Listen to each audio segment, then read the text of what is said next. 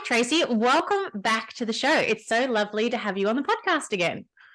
Hi, Kate. Thank you so much for having me. I'm happy to be here. Well, if for anybody that's listening in that didn't miss or missed the first episode that Tracy was on, that was episode 168. So I will link that in the show notes for everybody to listen to. But just for anybody that didn't listen to that episode, can you just give a brief introduction, about who you are and what you do?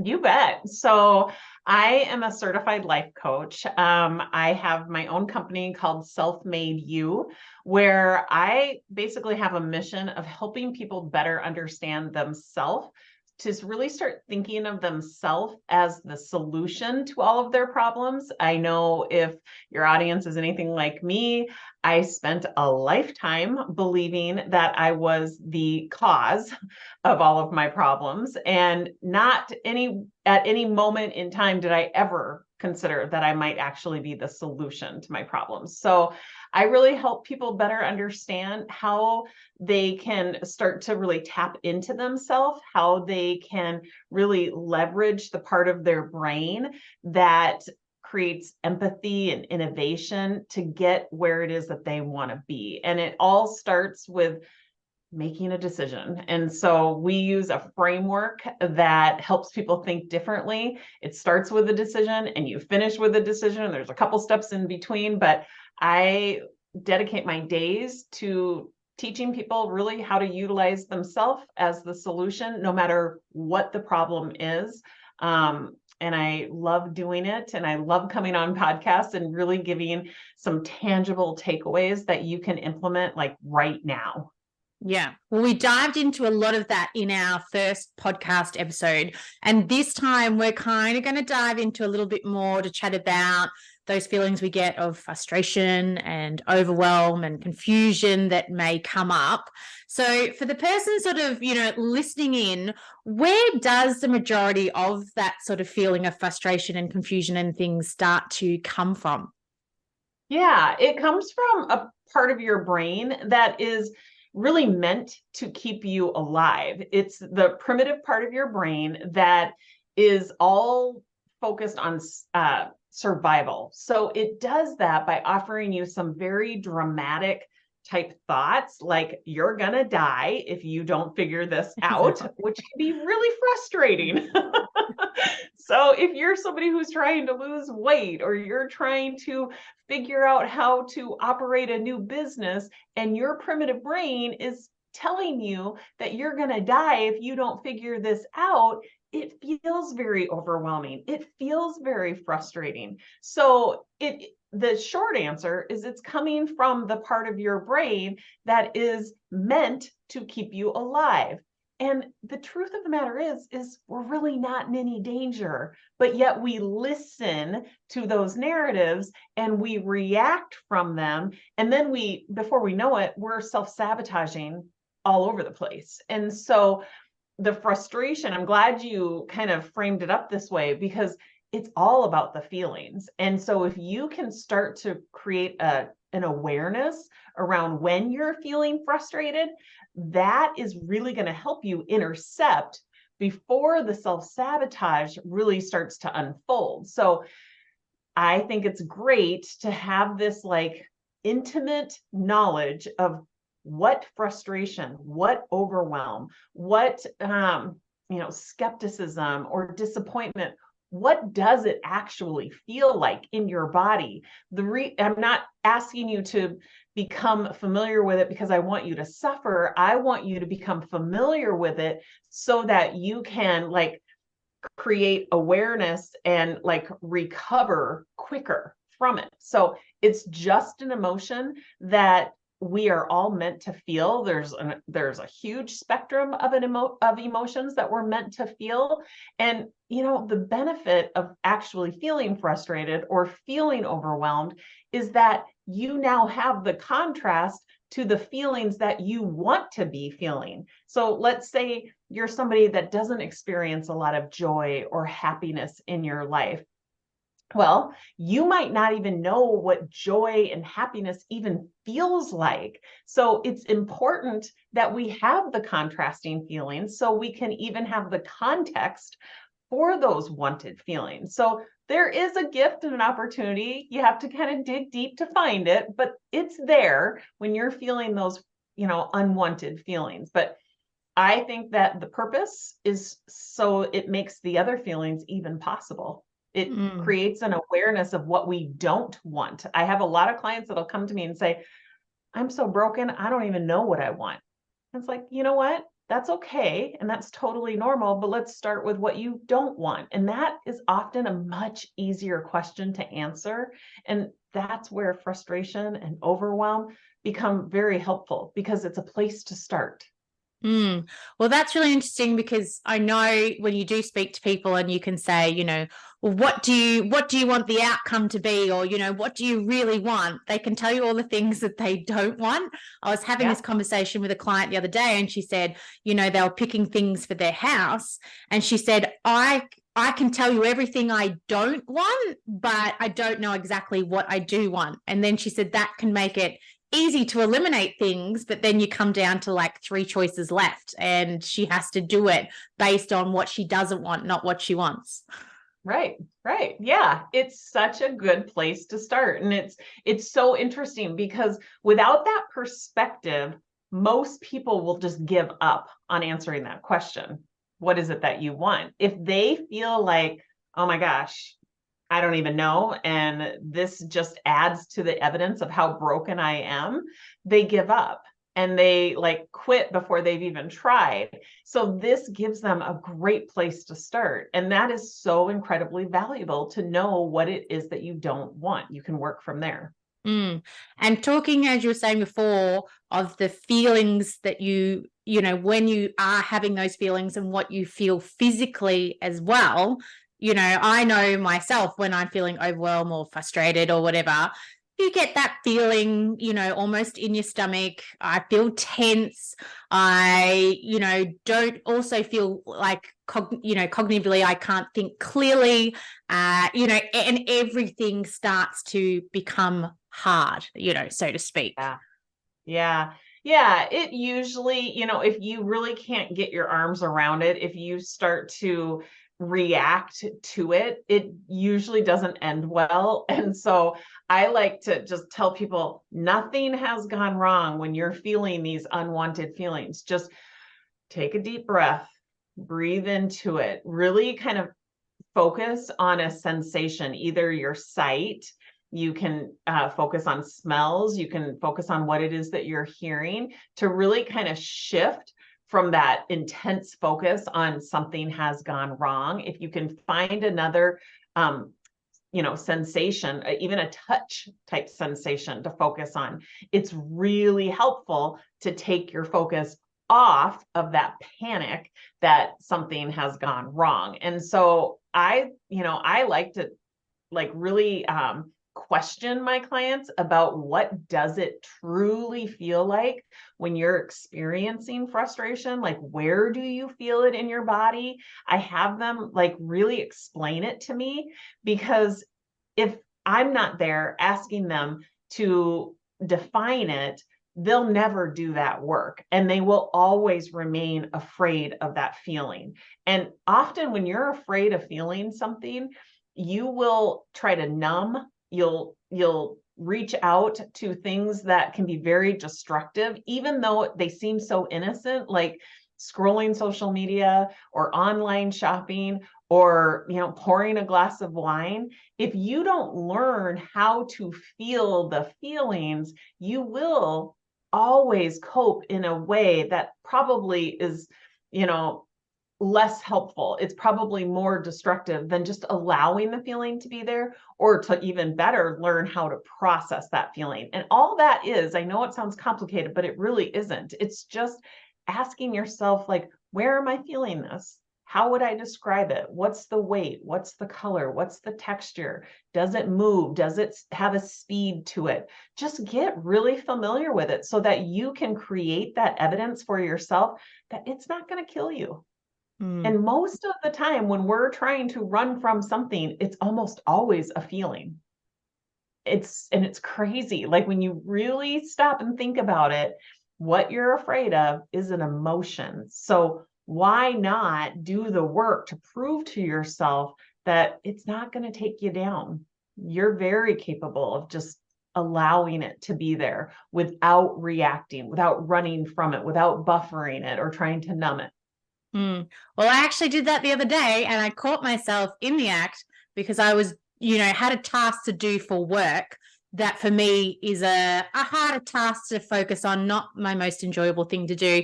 And so I had been putting it off. And then I finally, had gotten to the time to do it. And I picked up my phone and went on social media, and I caught myself and I went, I am doing this to delay going into this. This is not a hard job to do. I am capable of doing it. Put the phone down and do it. And I did it so simply. It was, silly, but just catching myself was a really good realization for me to know that that's clearly something that I'm doing often, which is a complete waste of my time and something that I don't need to be doing. Yeah. And what a great example of what it looks like to kind of reframe that feeling of frustration into a gift and an opportunity, because now you recognize that tendency to do that. When you can be kind of on the lookout for it, when you kind of see how those reactive patterns start to show up, they're way less likely to play out when you are on the lookout for it. So the gift and the opportunity there is that you now have the awareness of that. And you also have the evidence that you can intercept that. Exactly. And then I also went to, this distraction is here, and I'm letting it be here right next to me when it doesn't need to be. So, now I know when I'm doing those tasks, I just put my phone away and I make sure all the notifications are turned off, and basic things that we all know to do. And you feel like you should be able to do it without needing to do that. But I think even just for me, I was just like, no, just to make sure, especially for these, first few times that I'm going to be redoing this again and trying to catch that realization, this is just going to be an extra step to help. Yeah. And I like to look at that as just like supporting yourself. Like it kind of sounds silly, but why not think about it? Why not frame it as, you know what, this is what it looks like to like unconditionally love myself, to do things like that, put away my phone when I know that I don't want to be distracted. That's what it looks like to be intentional, to support yourself. That's not being weak or being silly. Like that's being intentional. But you'll see a lot of lists that'll say, here's all the hacks, to be more productive. Turn off your notifications, put away your phone. I would argue that you've got to take a couple steps back from that. And it's more important to get into the right mental and emotional state than it is to actually do those kind of actions, than it is to like check those boxes. You want to be thinking and feeling in a way that really is like in support of where it is that you want to be. So if you were putting away that phone and going, this is so silly, I can't believe that I have to do this, almost feeling a little bit like, I don't know, skeptical or doubtful that this is even going to work, or that you're having to succumb to these hacks. Like that's not a feeling that's really going to sustain long term. That's not a feeling that's going to have you coming back and reusing a technique that's, going to pay dividends in the end. You want to be coming at it from a place of, I love myself enough, I'm going to support myself and I'm going to do things like this. That kind of thinking creates a feeling of like empowerment of responsibility. So that's an example of what I mean when I say we are not about starting with actions. No matter what problem we're working with our clients to solve, we never start with the actions. Of course, there's best practices to losing weight, to stop over drinking, to heal relationships, to become more productive. Of course, there's best practices. But we want to make sure that these are best practices that are going to be sustained, they're going to have long-term like results. And so you have to go to the root cause of what kept you from getting the results in the first place, which is 100% your thinking and feeling. Which is not always easy to diagnose or even explore, I think, too. And the way you were sort of reframing that with sort of saying, putting your phone away is, putting yourself first and all the rest of it. When I was, first of all, I did have all those feelings like, I'm being silly, I shouldn't be this addicted essentially to my phone, all the rest of it. And then I went, no, I want to commit to be able to do this. This is an extra step that I'm doing to be able to commit to do it. So I think that was the reframe for me. That was really good. Bravo. That's so important. And it really doesn't take that long to get there, but it's so powerful when you're taking responsibility for the entire experience, from the way you're thinking to the way that thinking makes you feel to the behaviors that those feelings are driving. That is what it looks like to like be responsible for that 1, 2, 3 punch that yields the results that you want. Over time, you'll blow your own mind at how quickly you get what it is that you want when you are actually taking responsibility for the thinking, feeling, and behaving. It sounds like a lot when you say it out loud like that. You're like, oh, wow, I did go through all those steps in one go. But that was something, to me, that was something small, but, people listening in, as you said, you do apply this when it is something bigger, whether or not it's related to, food or, diet and lifestyle or exercise or whatever it may be. Right. Yeah. We have a planner that we teach our clients how to really start like implementing these decisions ahead of time, but it's not the decisions that you would normally think, because most people who have a problem or have a goal, they just want the checklist of what should I do? What shouldn't I do? And the decisions that we teach you how to make, the emphasis is on how you are feeling. So it's a daily planner, just like all the other daily planners with all the hours listed. And so you put your commitments on, the appropriate hour, but right next to that commitment, you decide ahead of time how it is that you're going to be feeling. That's what keeps you in that intentional place. Like, yes, it sounds complicated when I spell out all of the steps, but it happens in the blink of an eye. And so we just really want to shine a light and kind of tease it apart so that people start to recognize this isn't complicated. It's simply that you've just never been taught how to make decisions ahead of time about how it is that you want to feel, so that these kinds of practices, the way you show up, the way you operate, become sustainable. These are not just these one-off white knuckling, willpowering my way through it. No, when you decide ahead of time how it is that you want to feel, that's where you get to take all of the ownership, the responsibility, the control. It's a really important decision to be making ahead of time. Way more important than what it is that you're going to be doing. When you decide how it is that you're going to be feeling, the behaviors, the doing comes organically. You don't even have to worry about that. So it's a very counterintuitive approach, but it is an approach that yields crazy good results and way faster than you'd ever think. So always deciding ahead of time how it is that you want to feel when you're executing whatever the commitment is, whatever the task at hand is, and just watch how that decision really yields extraordinary results. And I teach my clients how to do that literally on the half an hour. So they have a whole day planner and they fill out their tasks. And then right next to that, they decide ahead of time how it is that they want to feel.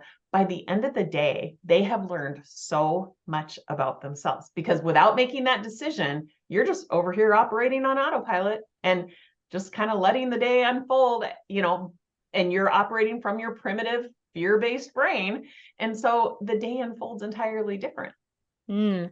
And also it makes a lot of sense in the sense that when we talk about trying to find motivation, there's, like you said before, there's blog posts that say, put on your favorite music, because we're trying to incite, a happiness or a joy or you know what I mean? There's strategies to try to get you into the right headspace to feel the right emotions to then take the action.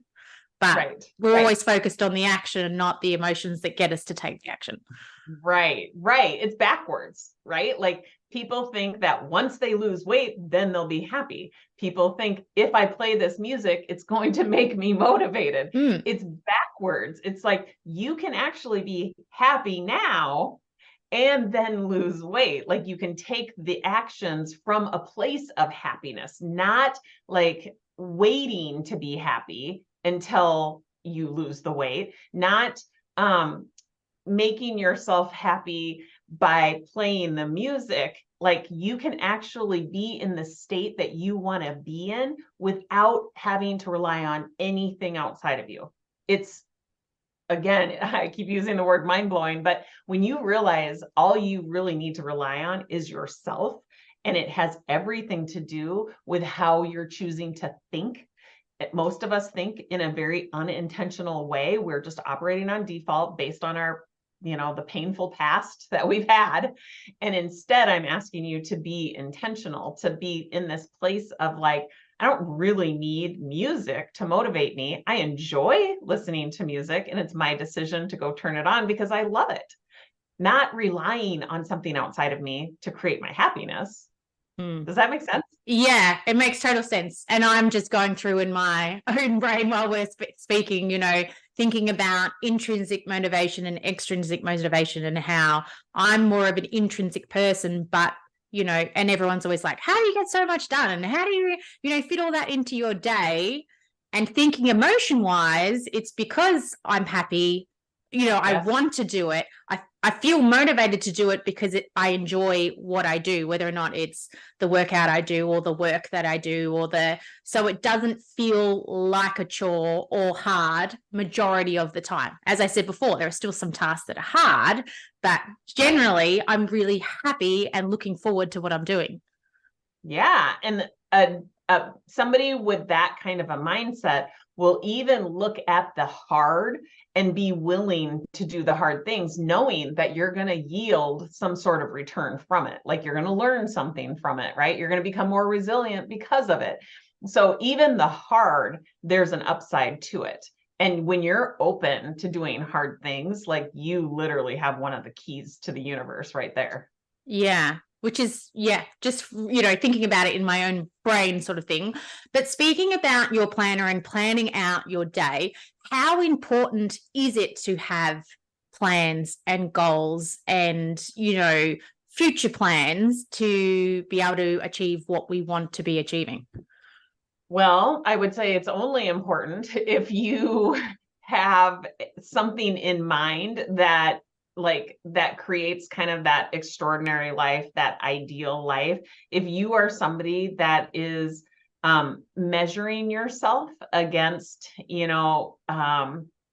what you think is the perfect day, the perfect life, then it's going to be really important that you are making intentional decisions, that you are staying in a place where you are in control. You're asking yourself questions like, what is it that I want? Why do I want it? But I will say that there are people that are very, they're kind of goal adverse. And that's because their thought about goals is that it's very confining. It's very restricting, that they feel almost deprived when they set goals. Well, again, that's a mindset, right? That is just a primitive brain thought that's very limiting.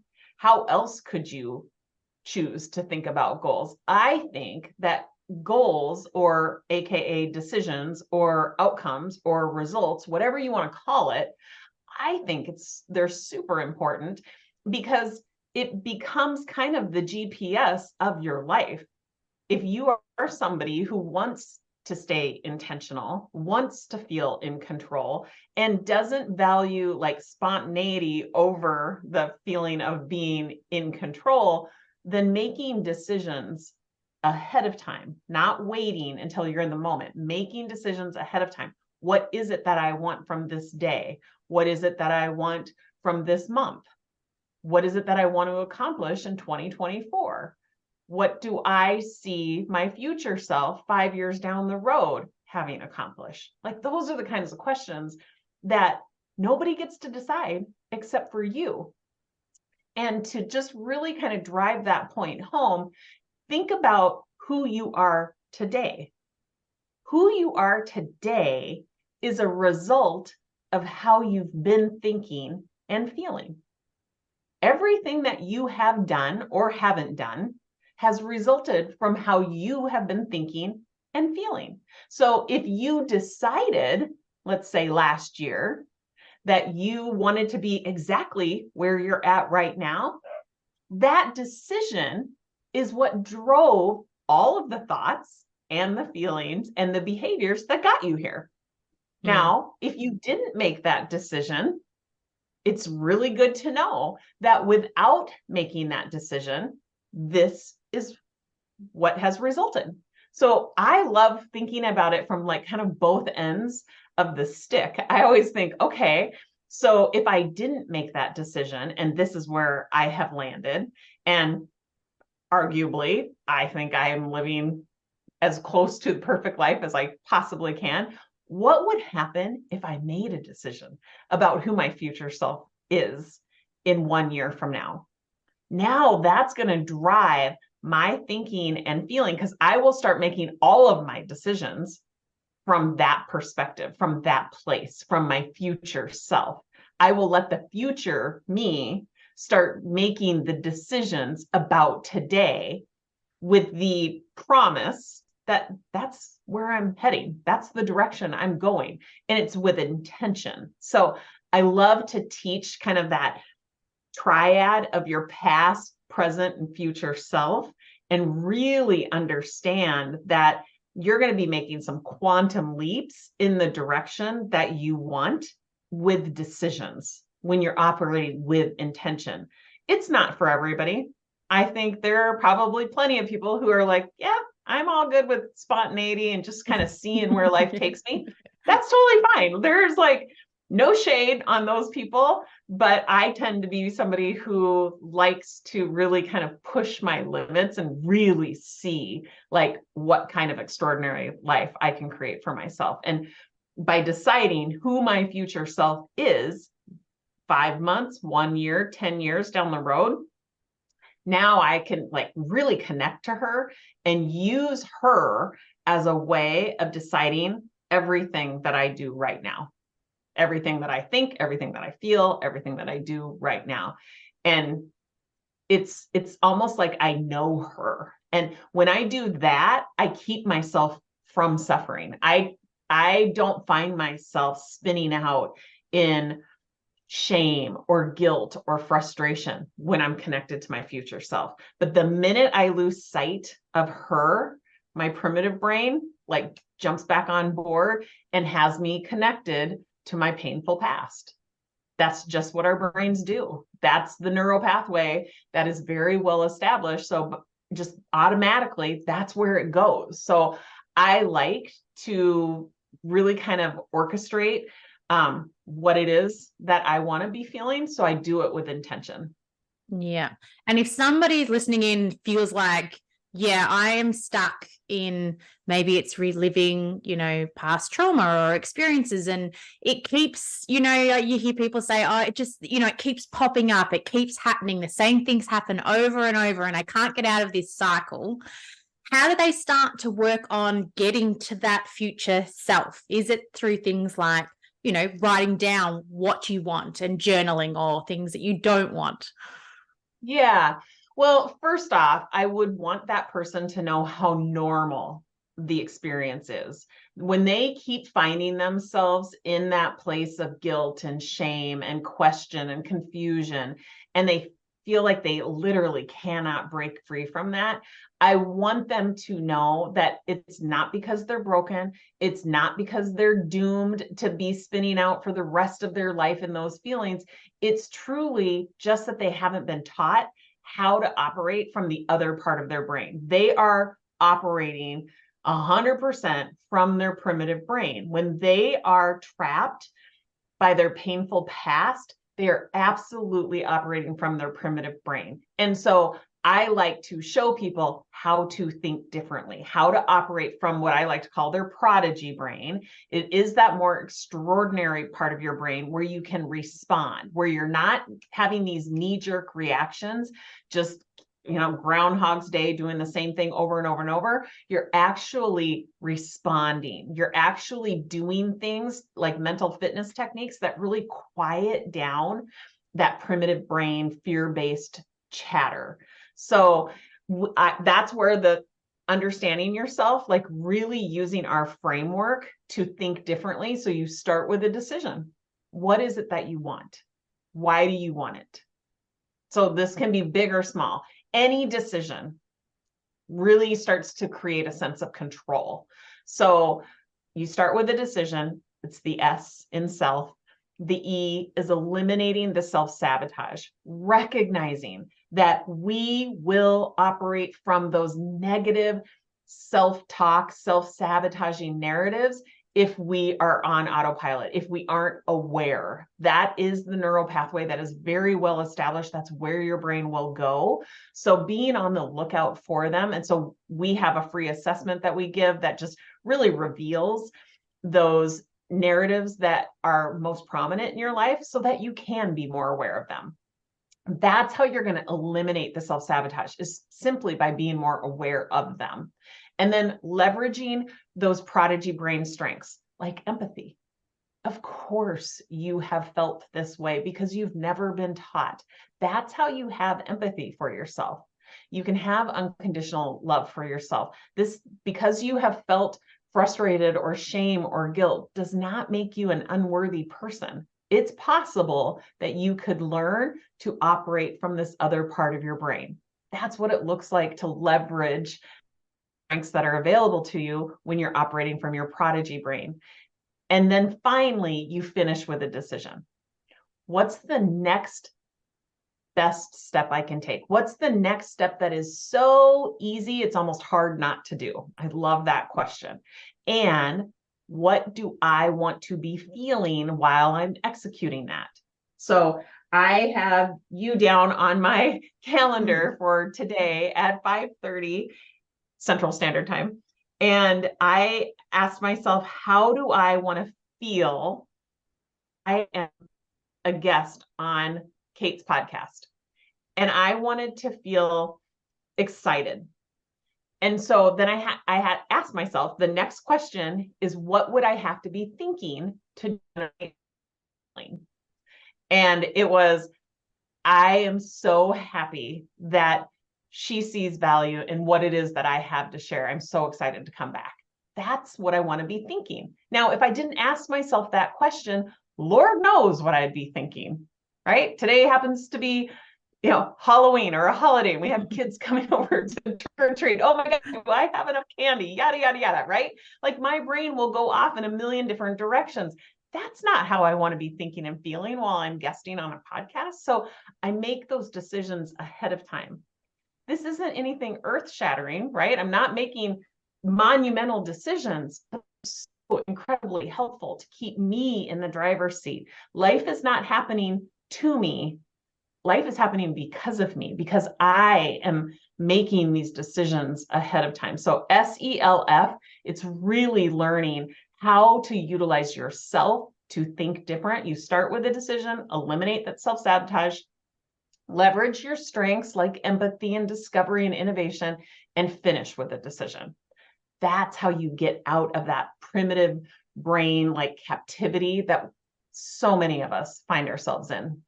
So it's being very intentional, which, when you break down what you do, even if you're, a guest on a podcast, or even for me hosting, I'm making sure that my room is set up, that my lighting is good, that my notifications are switched off. It's having that intentional and organization to make sure that this is we're going to have the interview that you want to have.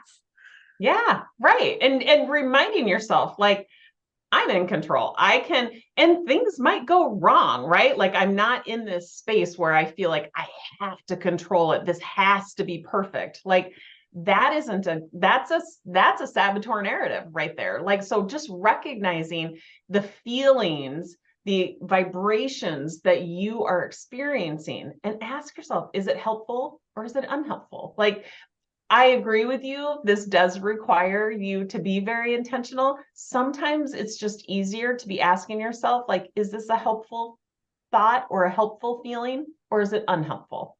Sometimes that can be a lot easier to really conclude. And if you have people in your life that you may be thinking about this conversation and then going, they're not very helpful people in my life, or they may be contributing to some of the sabotaging, and they might not even be aware themselves that they're contributing to, it might be, sadness or confusion or frustration that I'm feeling. How do we go about dealing with a person? Yeah. So recognizing, first off, are you trying to control a circumstance? A person is a circumstance, an event, a date on the calendar, a weight on a scale, and a dollar amount in a bank account. Those are all circumstances, and all of those things are outside of our control. So it's very exhausting to try to control something that is outside of our control. So really asking yourself, like, am I trying to control their behavior? And if the answer is yes, you got to get really honest with yourself and ask yourself, why? Why am I trying to control their behavior? Am I trying to control their behavior so I feel something? As a parent, I find myself doing that all the time. Like, I want my son to call his grandpa on grandpa's birthday so that I feel good about that, right? It's like I'm trying to control him so that I feel good. You have to be honest with yourself. Like, how can I allow my son to think, feel how he is meant to be behaving and thinking and feeling without me trying to control that? What is a better feeling thought? Like, maybe, my son is 24 years old now. He is old enough to be making his decisions. Like, he's the one who is going to learn by either calling or not calling grandpa on his birthday. Like, I have to recognize where I'm hurting myself by trying to control other people. I think another really good question to ask yourself that's really going to create some empathy and maybe some unconditional love is, do they have any idea how their behaviors are being driven by saboteur narratives? So many people who have never been taught how to utilize the part of their brain that allows them to respond, that allows them to tap into intention, they do default and act from saboteur narratives. And they're probably suffering. You probably have no awareness of how much they're suffering because we're only seeing the behaviors. We're not inside of their body feeling those emotions. So really trying to tap into a little bit of empathy for what they may be thinking and feeling. I think that's another great direction to go with that when you're really finding that you want to control other people. And then lastly, you always have a choice. 100% of the time, we all have free will and we always have a choice. So if you are finding yourself in a relationship with somebody who's a little bit more difficult, maybe they're hard to love, you get to ask yourself, like, what are the boundaries that I want to create? Do I want to continue to have them in my life? Like, and why? Like, really asking yourself these kinds of questions can really shine a light on what it is that you want and how, your next steps are going to play out. you have to be intentional about asking yourself those kinds of questions. Well, the empathy one, even if you're driving the car and someone, cuts you off or whatever, or, you're at the supermarket and someone like shoves you or says something snarky and you're like, oh, why are they so, you can, I always say to my girls, they might just be having a bad day. They might have something going on, terrible in their life right now. And, they're just reacting to the situation, but, let's just try to, let go about it, and move on. Yeah.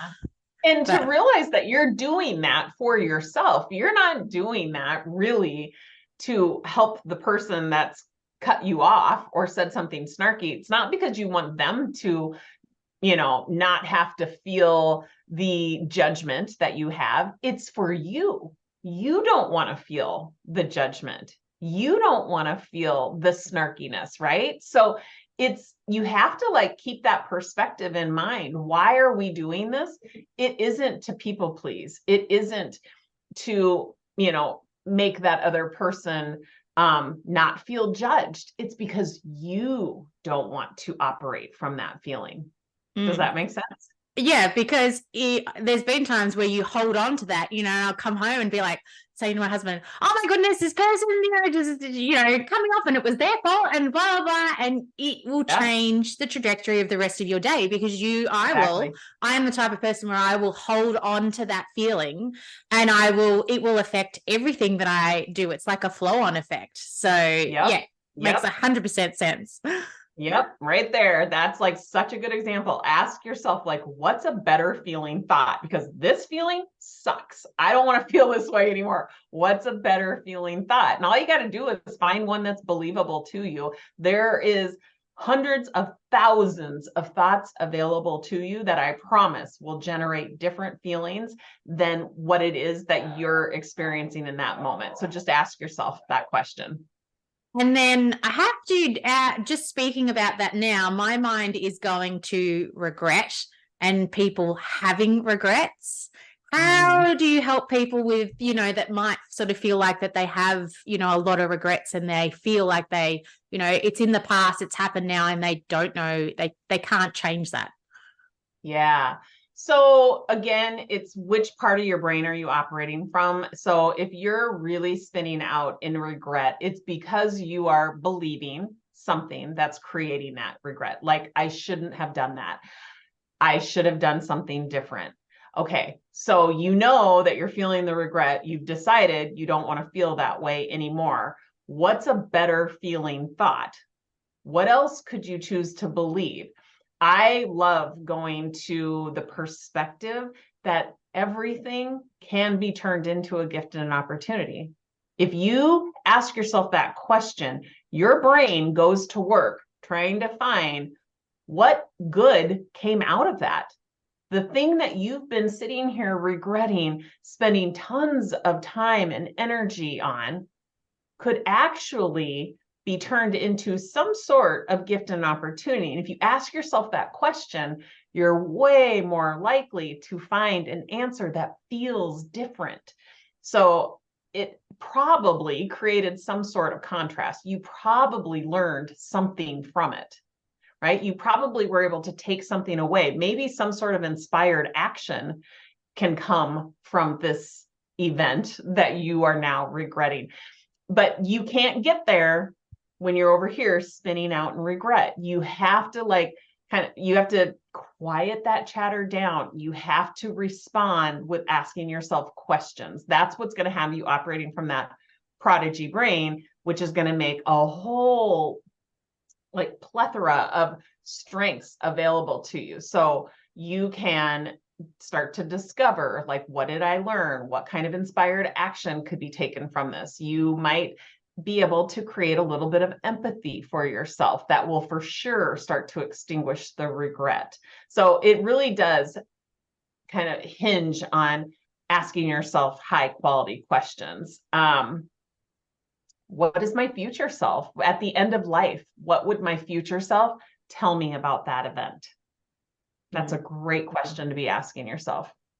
Well, it's almost reframing it to that sort of thought that every cloud has a silver lining, that there is always something that we can learn, even if the experience wasn't great, there's something that we can take away from it, which we try to always teach our kids too. If they have, some type of altercation or something goes wrong, you're like, well, what can you learn from this for next time?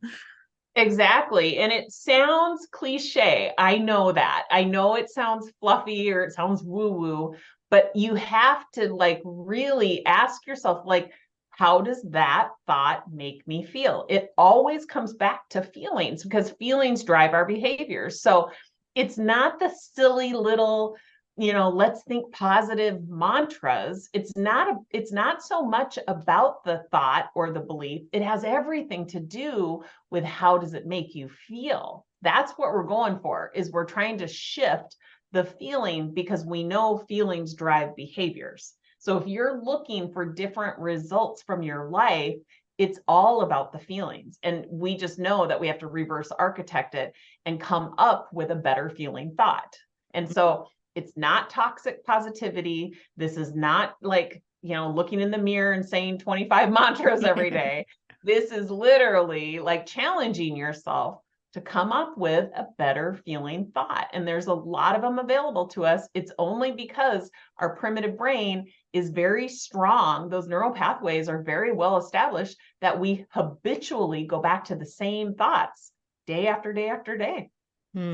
So being in the moment and trying to stay in the moment is really important as part of that if we're trying to, catch that realization or reevaluate a situation so we're not redoing those same decisions we're used to making. Right. And, I think that being in the moment, staying in the moment can sound like a little bit of a daunting task. It can sound a little exhausting. And I would just say, use your feelings as a guidance system. So I'm not suggesting that every minute of every day you have to be asking yourself questions. What I'm suggesting is that when you're feeling something unwanted and you're deciding that you don't want to feel that any longer, I have a tool that you can pull out and use in that moment. So there's a big difference there. Besides, I'm not suggesting you have to stay intentional every minute of every day, because I agree that is exhausting. But when those unwanted feelings show up, I want you to remember that you can rely on yourself to change those feelings and therefore behave differently and get different results from your life, just like that. Which is a very powerful thing to realize. Yeah. Right. And if there's somebody listening in that may find, because we've talked about empathy quite a bit, they may think that they almost have too much empathy for people, that they're a very empathetic person, but to the point sometimes where they are putting other people before them and they don't know how to stop doing that. How do we help those people? Yeah. So empathy, when it's overused and abused, it starts to show up in people pleasing type ways. And so that's when the person who is almost overly empathetic, they start to experience resentment because they are going overboard. They're almost like self-sacrificing. They're trying to please, flatter, give up their own opinions, their own beliefs, so that these other people can feel right. And what results from that is a lot of resentment. So these types of people-pleasing tactics, techniques, or not techniques, but tendencies, I guess I should say, they are a saboteur narrative that you're listening to.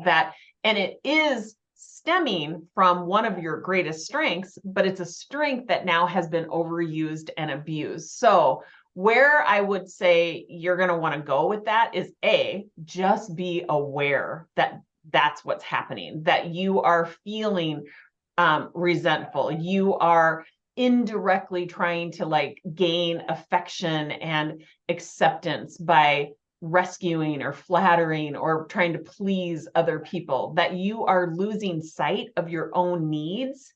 And with that sort of awareness, you're going to be able to intercept quicker. So if you have thoughts like, if I express my true opinions, that may jeopardize the affection that I'm looking for. Now you know that the empathy that is probably one of your greatest strengths is being overused. And so you need to start asking yourself, like, what is it that I really believe? Why am I trying to people please? What is it that what's the unmet need that I'm going for or that I'm missing? So asking yourself those kinds of questions, having a heightened sense of awareness around it, I would say is probably the first step. Yeah. So there is, empathy can be, fantastic to use, but it can also be toxic in a sense if you're over leaning into it. Yes. And it becomes at your own expense. I would say resentment is probably the number one emotion that you'll start to experience when you are people pleasing, when empathy is being overused. Or people, I guess that's where boundaries need to come into place too, to set them, because sometimes people then start having that expectation of you as well, if you're sort of known for that, role, Right. or giving it out. So that's where setting boundaries. And again, like you said before, you have a choice. So you are the one in control to have to start to make those changes. Right. Yeah. I think that's such a good point. Like, we teach people how to treat us. And so they will probably start to have an expectation that, we will do anything at our own expense for other people. So, if you're starting to feel resentful, you have to ask yourself, like, what part am I playing in this? Like, how have I taught them that it's okay to have that expectation? That question really starts to create a level of responsibility. You start to take control of that. The resentfulness that you're now having is starting to extinguish when you start taking a little bit of responsibility for it. Do you see that? Yeah. I just worked with a client recently, a nutrition client who was trying to lose weight, but she was having, one of the issues is that her cortisol levels were just too high because she was doing everything for everybody.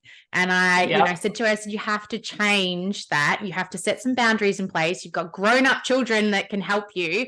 You have to say that you're not doing everything evermore and that you need to ask for help.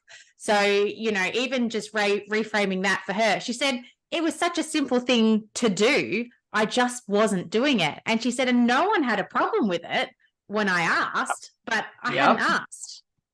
Yep, that's exactly it. Yeah. And so just having that awareness is so helpful to change the behavior, to change those patterns. So yeah, that's such a perfect example. Well, I feel like we've kind of covered quite a bit today in this chat. And before we finish off, I always love to ask my guests, what's one piece of advice that our listeners, after listening to this podcast, could go away and instigate straight away? Ooh, I would say try the decision ahead of time technique and really emphasizing the way you want to feel. So all you have to do is look at your calendar, whatever you've committed to in the next hour or the next 5 hours, find something that's hit your calendar. And instead of focusing on, where it is that you need to be or how it is that you need to show up, I want you to ask yourself, how is it that I want to be feeling while I'm executing on this commitment?